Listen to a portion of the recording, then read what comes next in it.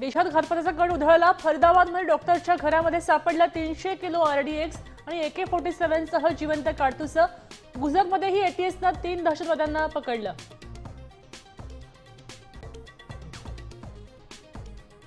राज्यात आजपासून निवडणुकीची रणधुमाळी। नगरपालिका नगरपंचायतींसाठी उमेदवारी अर्ज दाखल करण्याची प्रक्रिया सुरू। महायुती मवियाचे घटक पक्ष स्वबळावर रिंगणात। BMC निवडणुकीमध्ये आक्रमकतेने उतरा, विकास कामं जनतेपर्यंत पोहोचवा। नरेटिव्हच्या लढाईमध्ये गाफील राहू नका। भाजप आणि संघाच्या संयुक्त बैठकीत पदाधिकाऱ्यांना थेट निर्देश।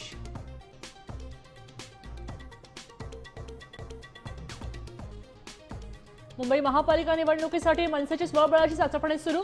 125 जागा लढवायची तयारी। 2017च्या चुका टाळणार असल्याची सूत्रांची माहिती।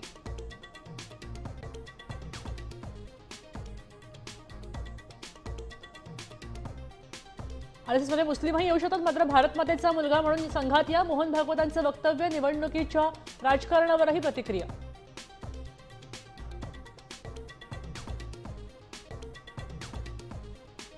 मुंढवा जमीन गैरव्यवहार प्रकरणी दस्त रद्द करण्यासाठी खरेदीदार आणि विक्री करणाऱ्यांना हजर राहावं लागणार। शीतल तेजवानी उपस्थित राहणार का, याकडे लक्ष।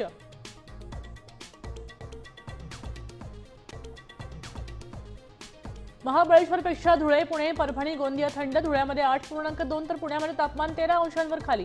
नागरिकांना हुळहुळी। मुंबईतही गारेगार।